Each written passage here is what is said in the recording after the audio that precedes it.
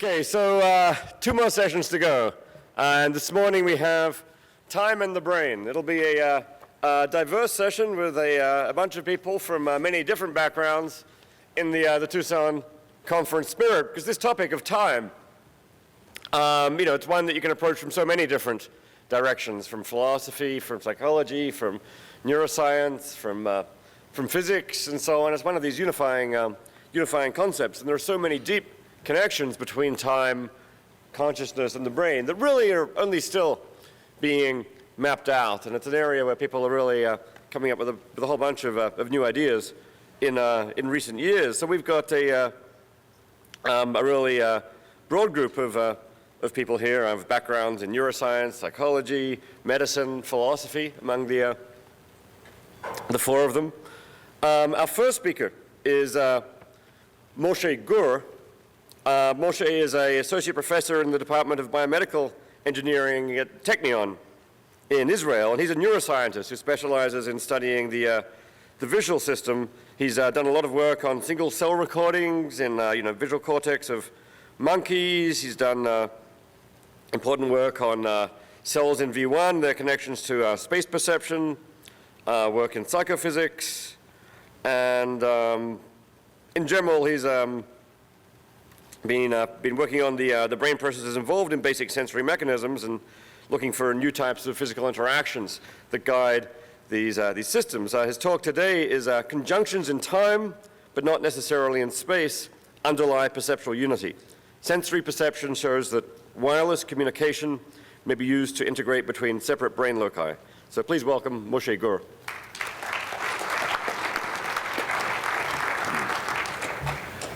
Thank you for the introduction. This is an official title, but having spent now a few days in here, I'm overwhelmed by several aspects. One of them is the easy problem versus the hard problem. And what sort of surprised me is that it seems that most people are convinced that the easy problem is really easy. In a matter of a few years, it will be all solved, maybe using your iPhone or iPad or whatever, you have it.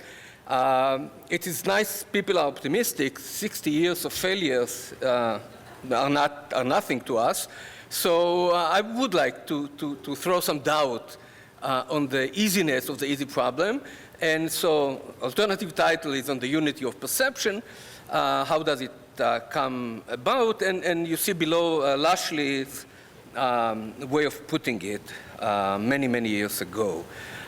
So the conventional view, which I call the machine hypothesis, is if we have 2 points in space, and in order to compare them, to integrate or to process, we have to, the machine or computer or the brain must bring the information into a common locus, to a comparator, a register, what have you. Otherwise, we don't know how to do it. So naturally, that is how we think about the brain. And an example from the visual system, how do we perceive and understand and recognize object, is by hierarchical process where things are continuously converging from simple units that are here in V1, they go later on to a more complex representation in V4, even more complex, larger receptive field in the IT and the prefrontal cortex. So converging and converging until somehow you get to the decision or the recognition or whatever locus.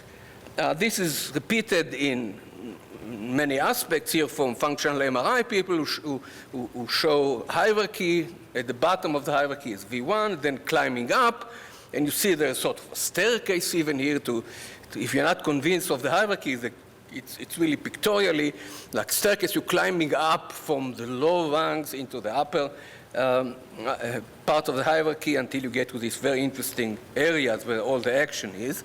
And of course, we understanding even more complex operation like emotion. Again, you see these arrows all over the place. Things are converging from here and there into some locus. Even in models like oscillating network, the famous gamma frequency and so on, you can see that the network is collecting information from different loci and then brings them into a common one. So A's down here are connected into A up here and so on. So even when you talk about interacting dynamic network, they work by convergence. And below another model by Abeles, also Sinfire, again, to decide between T and L, you have to converge. One convergence gives you T, one convergence gives you L, so everything is fine. I'm here to suggest an alternative hypothesis where the brain can compare inputs that are separate in space, but not in time.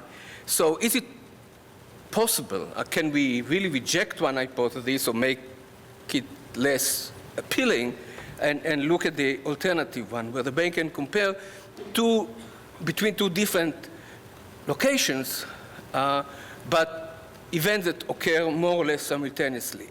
So the research is how well can the brain compare localized stimuli, and a corollary does this comparison depend on cortical distance, and we can use different distances, of course, few millimeters, few centimeters. So what is the paradigm?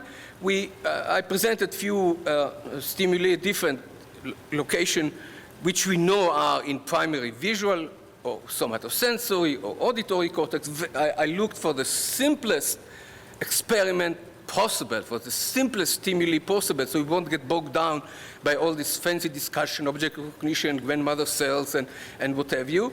But very, very simple, very elementary in three modalities, and detecting stimulus onset asynchrony, namely time interval, and detecting different spatial organization.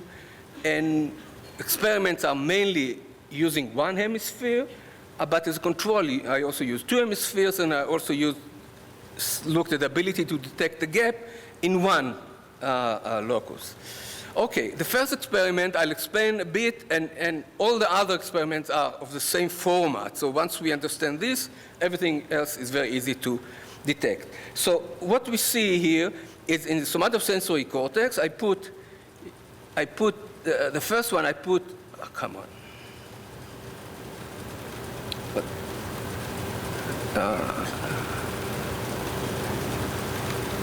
I put two speakers that gives you a vibration one on the thumb and one on any other finger that you see down here, on the other four fingers, on the wrist, on the forearm.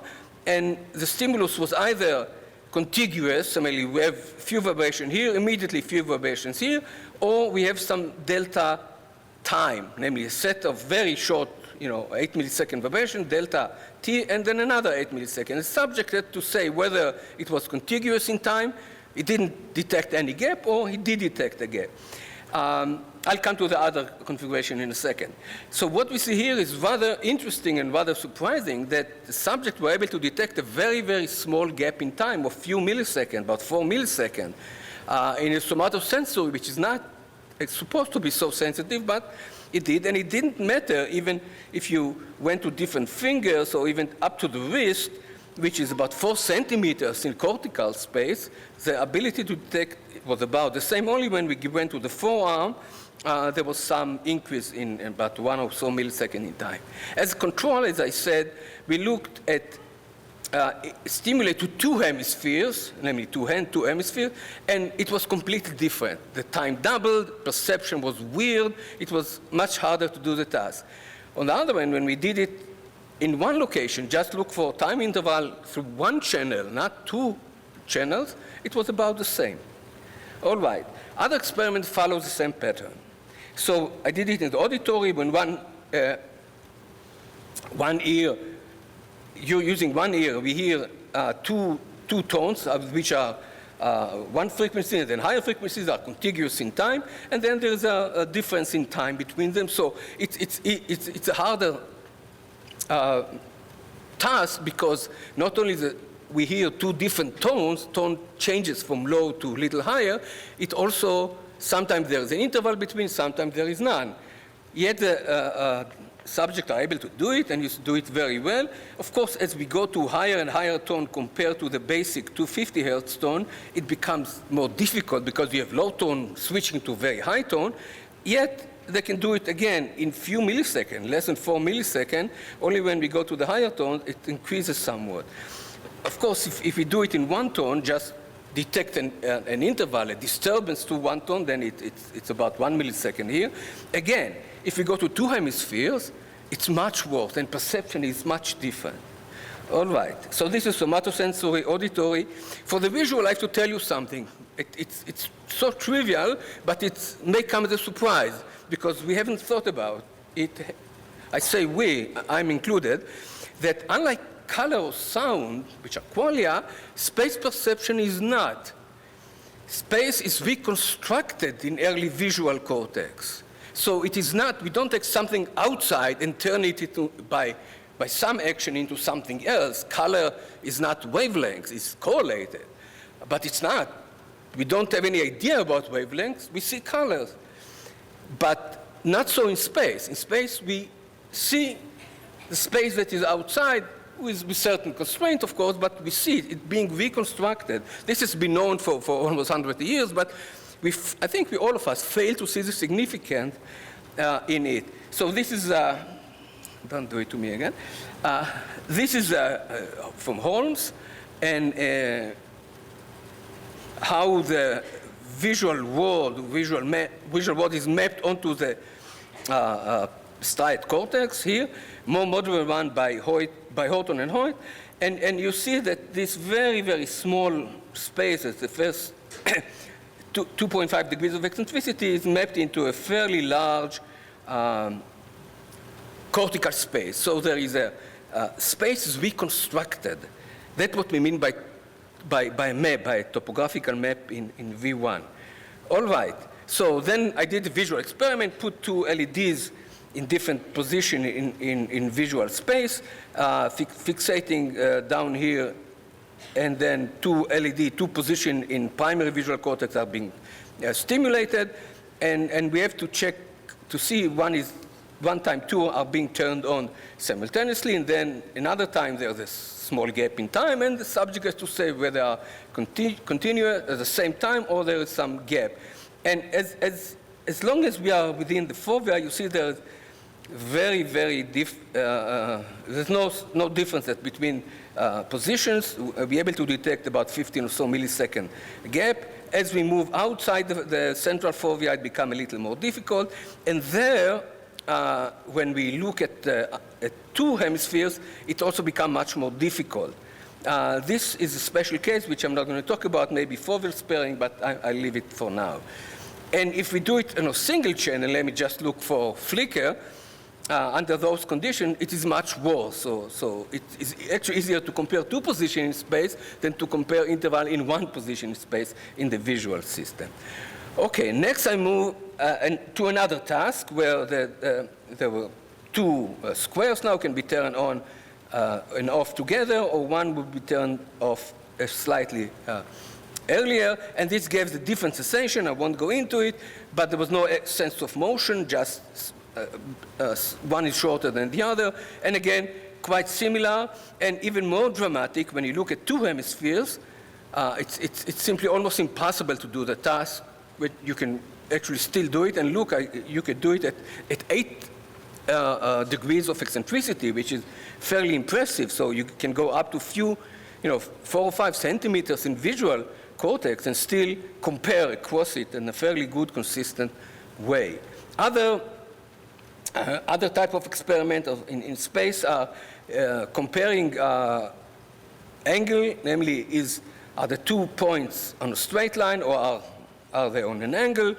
And actually, and you see if we go to up to 6 degrees, no problem doing it, and we can detect an angle of less than 2 degrees, which is fairly impressive, but again, consistent. We can do it, we can relate these 2 points in space, absolutely no problem. We can do a different task, and we can compare distance between these 2 points to these 2 points. Again, we can do it up to 3-4 degrees. Again, if we do it in 2 hemispheres, it becomes much worse, but we can relate again part of a degree. We can, in space, we can do it. And I'm not going to to show you any more. We've done enough. But I did the same type of experiment with comparing size, and did it with a two-tier or double-tier experiment, and you'll see why in a second, which the subject has to say, are the symbol here and here the same? If they are, go ahead and compare the distance. If they are not, just ignore. Okay, and this can be done as well. Okay, so to summarize, in three modalities across considerable distance within one hemisphere, the brain can compare localized stimuli extremely well. Comparison is performed while keeping the identity and localization in space or time of the elementary stimuli. In all three modalities, across a considerable distance within one hemisphere, cortical distance has no effect on interval or spatial discrimination. Even at the exact same location, interval discrimination, although easy, was not very different. Now, when conduction was required between hemispheres, performance deteriorated significantly. Okay, so how do we explain it? We have a set of data, very simple experiment, very clear results. How do we explain it? How does the brain compare between two locations in cortical space? The machine hypothesis would say, okay, we must have the data, or the information, or the stimuli coming from primary cortex, primary auditory, visual, or somatosensory, goes on through topographic or to tonotopic or organized area, but they are topographic, so the information is still not combined. Into some area, somewhere downstream, it is the integrating area, which has many cells that can compare between 1 and 2, 1 and 3, 1 and 4, etc. That is how a machine would do it, that how a computer would do it, that how the brain supposedly does it. Take an example from the auditory. So we have different frequencies that we compare between in primary cortex, and it goes to somewhere which can compare all those frequencies to tell us whether there was an interval or was no interval. That's how it should be done. This peculiar experiment I did to show you what is involved. This is a very simple experiment, really. You know, are simple the same? Yes, go on. Not, go to the next one. No big deal. But if you want to explain it in the way conventional wisdom does, look what it involves. In V1, we need orientation selective cell, maybe 3 of them, to represent a triangle, maybe 10 of them to represent a circle, and that's only the first step. Now it should go to V4 probably. There will be a triangle cell, and then there'll be a circle cell, and I'm asking as an aside, are the cells for every shape, or even arbitrary shape? I don't know, but that's what it should be. And then you compare somewhere in the cortex, should be an area that compares the shape and makes a decision. If different, ignore, not, it's the same, then you allow a comparison. So very simple experiment, very complex machinery. But let me push on. The experiment I did, I compared spot 1 or dot 1, area 1, with 2 or with 3 or with 4, etc. I went up to 8, but you can, let's say, take 11, so it'll be a nice number. So if you look at all the possibility, 1 and 2 and so on, and 2 and 3 and so on, and 3 and 4 and so on, we have 55 possible interaction, only using 11 localized spots in primary, say, visual cortex. But if we look at the ability to discriminate in visual cortex, I made sure that at 1 degree you discriminate easily those many points. At 2 degrees you can discriminate those many points. And this is only 2 degrees. If we go to 5, there will be at least, and this is very conservative, 1,000 separable loci in the 5 degree. And if you look at all the possibility of 1 versus everyone else, and 2 versus everyone else, and so on, there can be 500,000 possible interaction. But wait, I'm going on. There can be various tasks, I mean, between any 2 points. I mean, I showed you different 2 tasks in time, space, 2 versus 1, 2 versus 2, area versus area. It can be space and shape and then compare distance. There can be many types of arrangement, 1 versus 1, 2 versus 1, 4 and 5, and you know, you can use your imagination. We don't need just to compare 2 loci. We can compare more, maybe what's happening in 2 compared to 1, in 4 or 5. I don't know how many you can do it.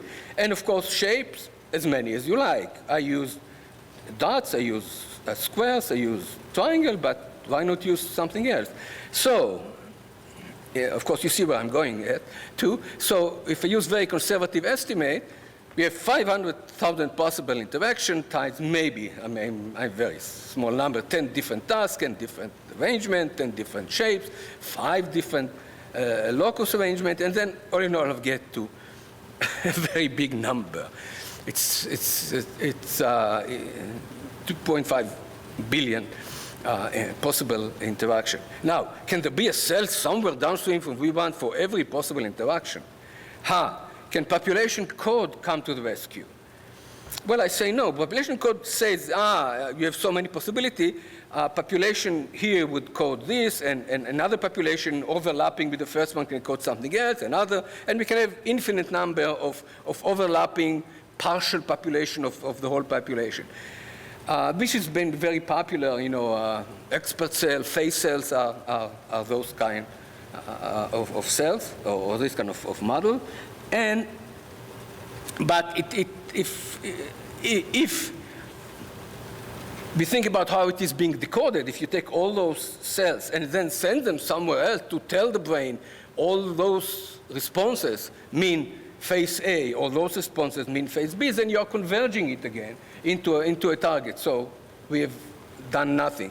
If you tell me that the brain can integrate over different cells, so the brain can integrate over different positions in space, so we are back to the alternative hypothesis. So this is not a rescue. So let's sum up. Can the experimental results support the machine hypothesis? Looking at time, can an area of 4 or 5 synapses from primary cortex can discriminate 3 millisecond interval? I say unlikely, because there's going to be a delay. As you go from one area to the other, you add maybe 10 milliseconds each area, you go 4 or 5 areas, you end up with 50 millisecond increase. So given 70, 80 milliseconds from the outside, it's very hard to think that you can have 3 or 4 millisecond discrimination. Can be discriminated in different position in time, or again, the order of 3 or 4 milliseconds. Again, you have different paths, and it's unlikely that short paths and long paths would give you the same discrimination. And again, when you do it with a single channel, there is no need to get 2 channels to converge. You get more or less the same results. So the brain can compare 2 points in space and 1 point in space, more or less at the same ability. Now, as a space, what are the space considerations? Can be cell downstream that support kind of information. So unlikely. We saw the astronomical possible configuration. The unlikely there are that many cells. Actually, we know that there are no such cells because downstream receptor fields are larger, so cells combine and look for larger stimuli that could not really respond to very, very small stimuli located at a very, very discrete position. And when we look at 2 hemispheres, when the brain has to use wires to communicate between 2 hemispheres, then everything deteriorates considerably. So conclusion is it's impossible to accept the machine hypothesis. And now I go to this famous philosopher and scientist, Arthur Conan Doyle, who said that once you eliminate the impossible, whatever remains, no matter how improbable, must be the truth. So this is my position. I cannot see that the conventional machine hypothesis can work in the brain, so we must turn elsewhere for a solution. So the alternative hypothesis actually was brought up by Charles Sherrington many, many years ago, was ignored, but that's what he said. So the brain does not work like any physical device. It does not have to bring the information to a common position, but it can integrate over space. Other phenomena up to now are not explained. Face perception, face recognition, multisensory phenomena, integration. We see a face, we see it in all its wonderful detail, we hear it in all wonderful detail. Where the two detailed information come together? There is no third area in the brain when the two come together, so we cannot explain many phenomena. Let's go, before I finish, to look closely at object recognition as an example. Again, this is what I showed you before, that it is done by convergence to expert cells, but let's say how the wireless hypothesis works better here. So to recognize an object, we need to distinguish it from other objects and to disregard change, namely, we know that it is an object even though it is smaller or tilted and so on, the invariance. So when we see an object, we retain its identity. We see each point of the object in where it is, where it should be, and yet we also see the object as a whole. A nice experiment years ago that we took, Tutel took a stimulus in visual space and projected it, and a monkey looked at it, and the monkey's brain shows a replication, what I call the reconstruction on the monkey's brain. So a line in space is a line on the monkey's brain. A dot in space is a dot in the monkey's brain. So when we see a dot or we see a line, there's a line of activity or dot of activity in V1. When we see a phase, there's the phase pattern in V1. But what about the classical oriented cells or complex cells in V4? What about phase selective cells?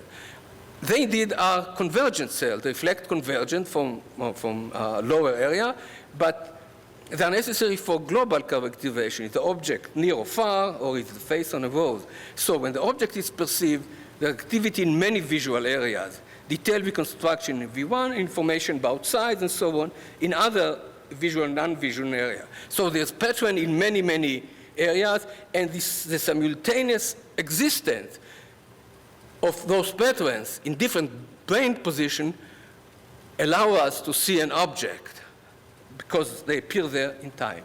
I'm winding down. So if not by convergence, how can the brain integrate wirelessly? Of course, I have no answer, but we have to consider alternative. Are there macro-physical forces of field, like electromagnetic field? Do we have to call QM to the rescue? Or do we have to consider that there are physical forces which we are not aware of yet? I leave it open, of course. And so implication, and I'm finishing, to understand the neural events giving rise to perception, we have to abandon the machine hypothesis and accept that the brain can, at times, integrate wirelessly across cortical space. Computers cannot simulate, emulate, or replace the brain.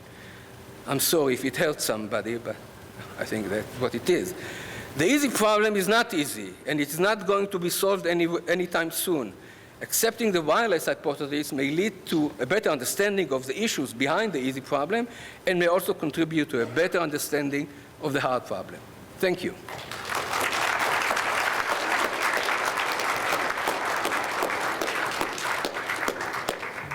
Okay, we have some time for questions. Stu? Thank you. That was really great. Well, I'm a big proponent of quantum mechanics in the brain, so I find this very good. But let me be conservative for a moment and ask, are there gap junctions laterally connecting these areas? Because that would at least give you synchrony and the possibility of electromagnetic interactions. Well, in V1, there's, of course, if you have gaps that connect across V1, then you lose topography and you lose identity. So that's why a discrete point in space is stimulating discrete point in V1. And the synchrony, there are two quick answers. First, some of the stimuli would not even elicit synchrony. I mean, you have 8 millisecond, even 4 millisecond stimulus, you have a gap in time, and then another stimulus. So this stimulus is not there anymore. To have synchrony, you need a much longer time, a few tenths of a millisecond to do it.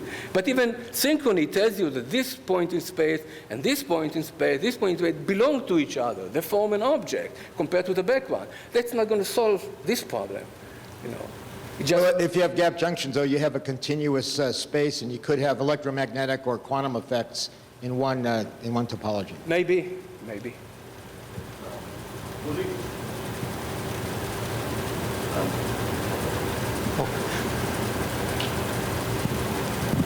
What about something like reverse hierarchical theory in RHD, Ullmann, Haifa, meaning that where two stimuli will go from V1 to V4, maybe higher upstream, but there's also downward signals, and the whole thing only stabilizes after something happens between the different levels, but there's some kind of a backward reaction.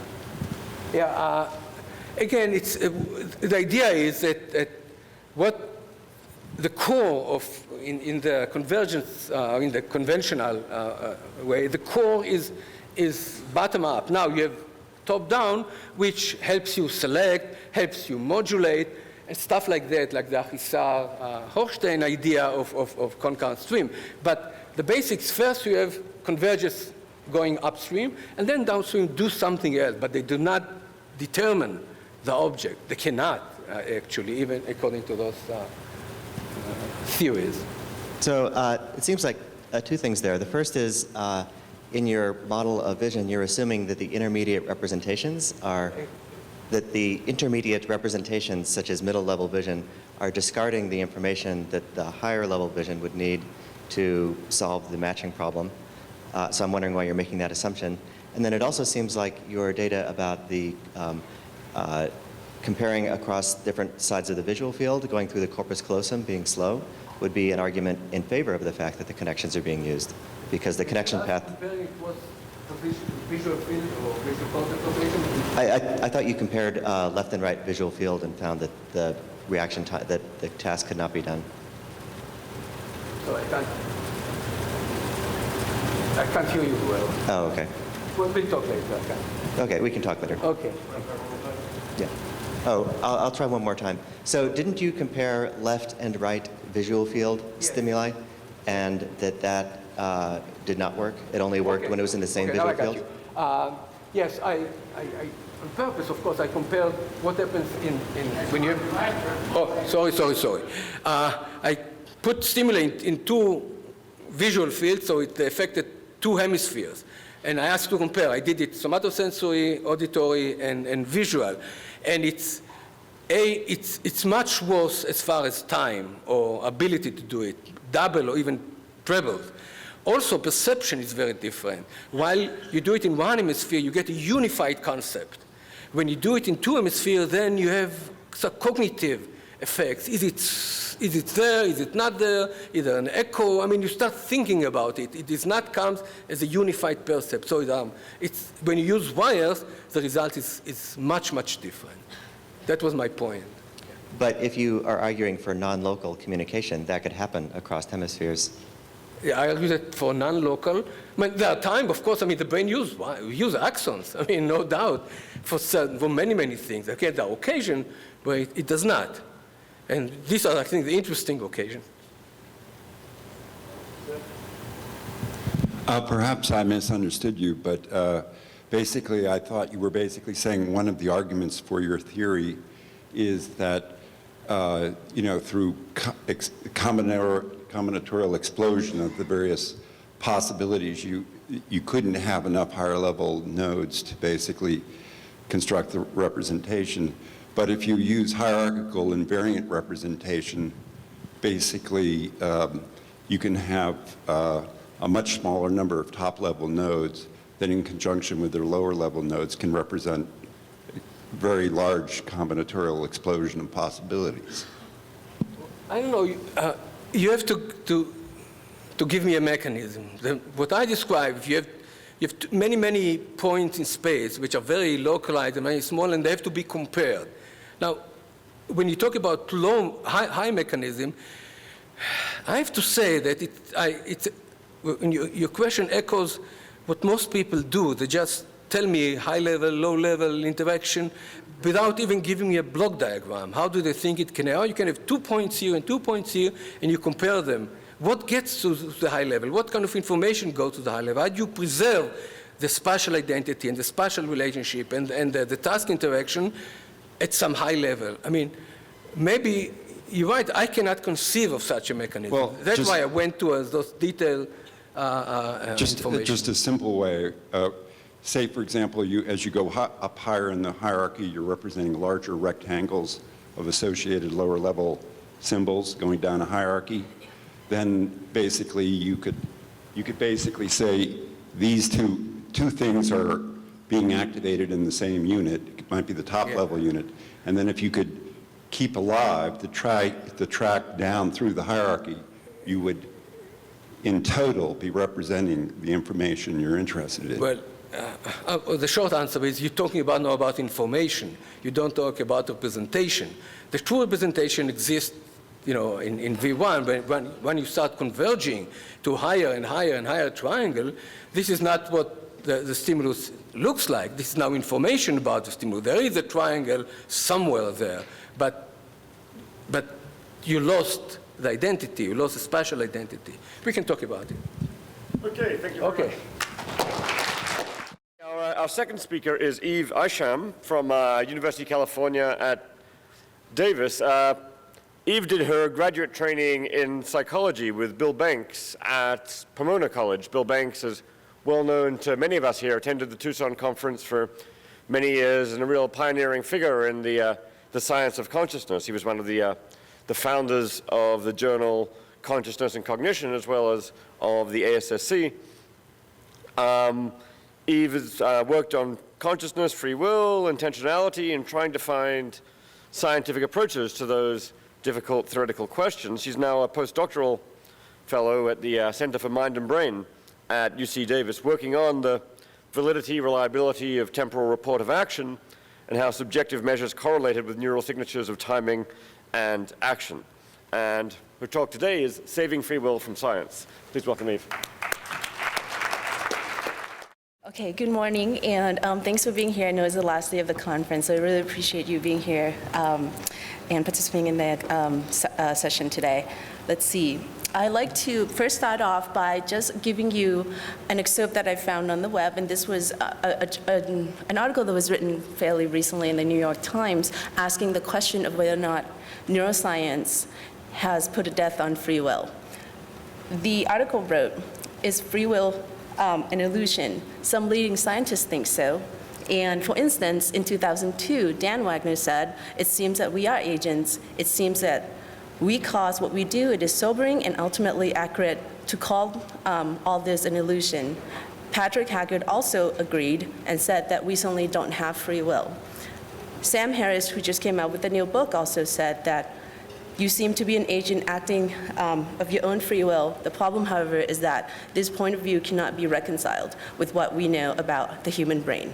So let me stop for a second and ask you whether or not you think there is free will.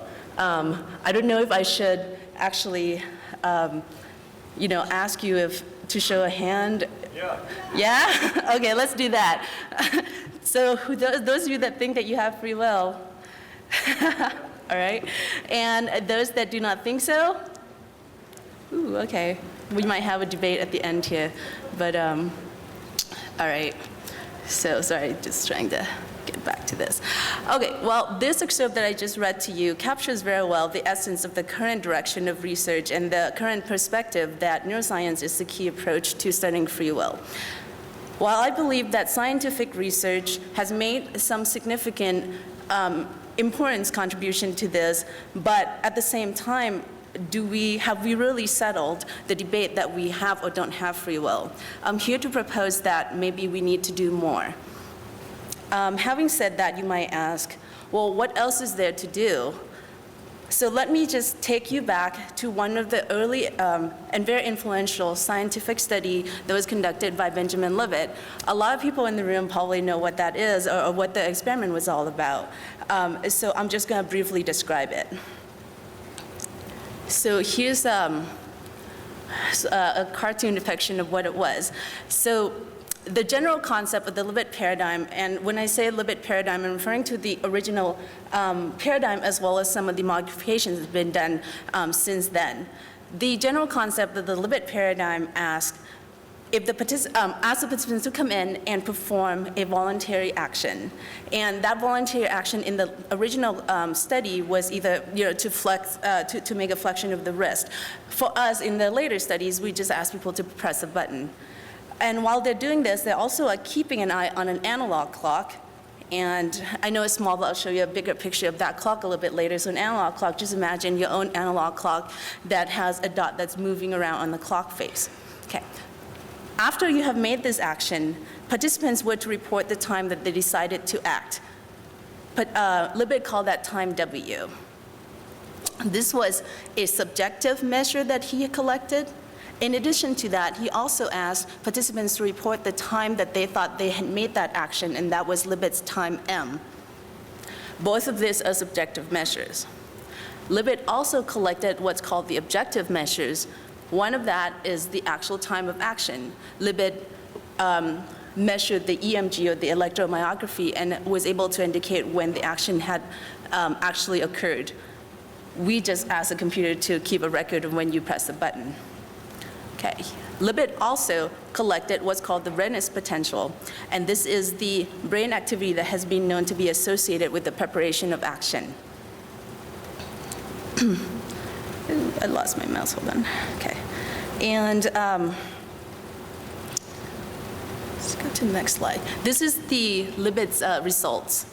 Okay, so Libit was able to draw the temporal relationship between all of these measures that he had collected, and referencing W, M, and the redness potential with respect to the onset of the actual action, and that's time 0 on the graph right here. Okay, and what he found for W was roughly, let's see, about 150 to 200 milliseconds before key press. Time M, this is the perceived time of action, was roughly about 90 milliseconds before key press. And the readiness potential, this is again the brain activity associated with preparation of action, was roughly about 500 to 550 milliseconds before key press. Critically, this result suggests that there is a latency between the onset of the readiness potential and the moment, the subjective moment that we are conscious of intending our action. Such observation implies then that our action has already begun way before we even know that we have wanting or have the intention to execute the action. This interpretation is embraced by many people, and it serves as evidence that we don't have free will. As you can imagine, this interpretation has started a great debate of whether or not free will exists. And advocates of the Libit paradigm continue to find supportive evidence, and by replicating his original study or just modifying the methodology slightly, and continue to find similar findings. Skeptics, however, raise many concerns. Some of these concerns include, okay, let's see if I can get here. Sorry, having trouble with my mouse. There. Okay, so here are some of the concerns that I've collected in the past, and some of you might share some of these concerns as well. Just want to point out that for some people, they might just say, when they hear about the Libit paradigm, they're like, what? And other people might just have a blank stare. But other people think about it and ask some very critical questions. So my goal today is actually to try to answer some of these questions. And one of these is to answer this particular question, addressing whether or not W and M truly represent the conscious moments of intention and action, respectively, and that was the assumption that Libit had made. And I hope that the data that I will be presenting to you today will convince that the assumption was incorrect, and that the Libit type paradigm may not be the most optimal paradigm out there to validate or invalidate free will. Okay. If I have time, I also would like to address a related concern, and that's the latency of W, and we'll get to that if we have time to do so. Okay, so first to start addressing this concern, how are W and M generated, and do they represent the true moment of consciousness? We performed a very similar task as the Libit paradigm, but with one modification, and that modification is this. when participants come in and we ask them to perform a voluntary action by pressing a button, we also inserted a tone at the very end. This tone was elicited by the button press, and it was delayed very briefly, and we delayed it systematically at 5, 20, 40, and 60 milliseconds. The purpose of the tone was basically to deceive the subjects into thinking that their key press was instantaneous with the delayed tone. And because the delay was so brief, our subjects were not able to they were basically deceived that, and didn't realize that there was a delay. Subsequently, we asked subjects to report time W as well as M, just like how Libit did it. These are the results. Oh, I'm sorry, here are some of the hypotheses that we asked. So if W and M truly represent the true conscious moments that's related to action as previously assumed, then we would expect that in this new manipulation, we should expect W and M to remain the same. It should not at all be affected by the tone that comes afterwards. And to expand on that idea, just remember that W is defined to be something that is pre-action, and it's pre-action mental event. So again, a tone that comes post-action should have no influence whatsoever on W. So, okay, so here are the results. I'm plotting here in the same fashion that I had shown you what the Libids paradigm and the results look like. This is Libid's readiness potential. Again, it's about 500 milliseconds before key press. This is Libid's original W, about 150 to 200 milliseconds. This is our W when we delayed the tone that comes afterwards by about 5 milliseconds. It's shifted from Libid's. Again, when we delay the tone slightly to be later at 20 milliseconds, it's shifted even further and further and further. Okay. This shift is very exciting and very important to us because it now suggesting to us that W is probably nothing more than something that we just made up, and we're making it up by referring it to the time that we think we have caused the action. Okay, so the conclusions of this part of the experiment is that W shifts with the presumed time of action, and that we inferred rather than directly perceived the moment of intention.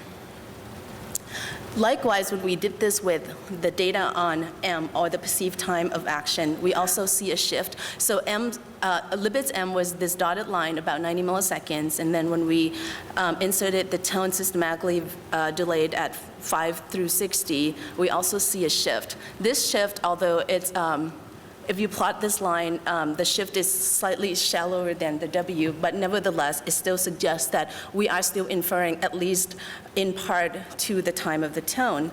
So the summary of this finding here is that M shifts with the presumed time of action, but that we might also rely on something else, something such as tactile feedback, to generate the M report. So now of relying on this idea, on this new thing, that when we're generating M and W report, we actually are doing what's called a retrospective inference. And to expand on this idea, we also asked participants to do a slightly different experiment.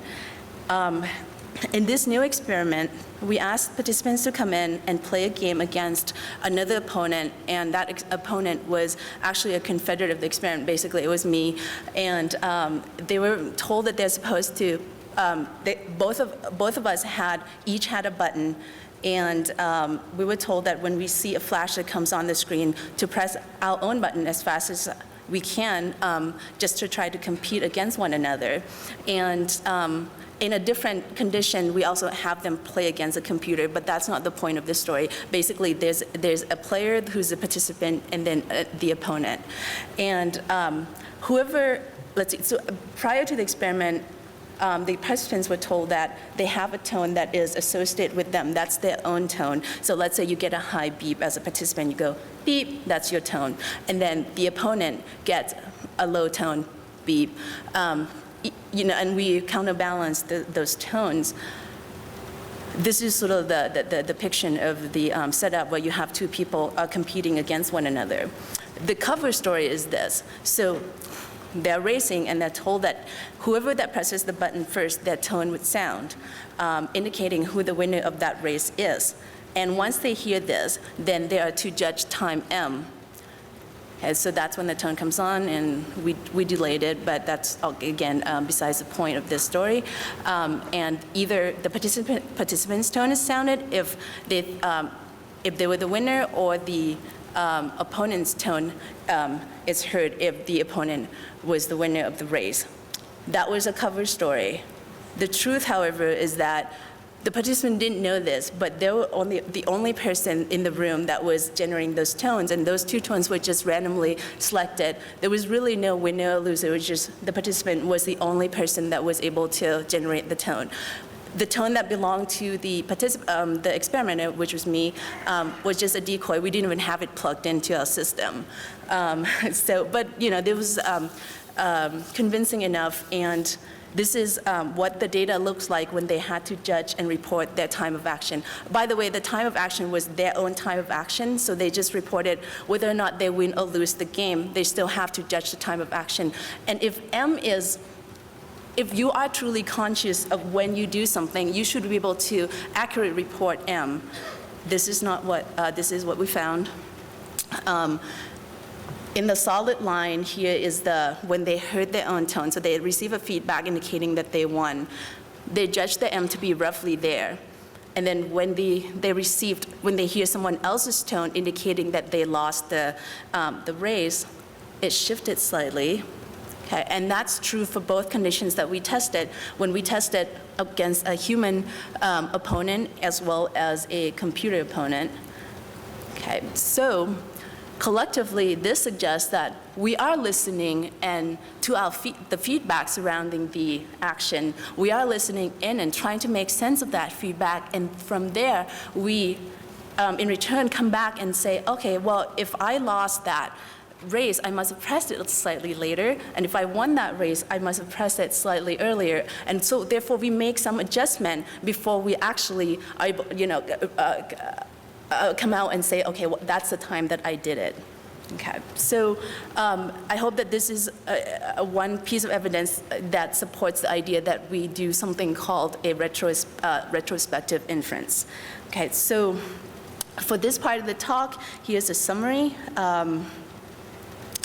That I think that W and M, at least in the context of the Libit paradigm, are simply made up, and that we infer from the perceived moment of action, especially for W. And then for M, I think we infer from multiple sources, including our own sense of when we have done it based on either tactile feedback or the performance feedback, as I just showed you, or a combination of all of this. And so W and M are not really the true temporal indices of consciousness as previously assumed.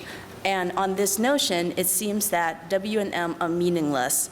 And for Libit to have drawn a temporal relationship between M and W with the readiness potential just seems pointless. Okay, since I think I have a little bit more time, so this is another question that's been asked about the Libit paradigm. Let's say that W can be experienced, but there might be something that involves with the actual clock that Libit had used, and that might have facilitated some sort of perceptual bias and causing W to be read from the clock to be later than the onset of the readiness potential. So this is one of the questions that we're sort of working on still.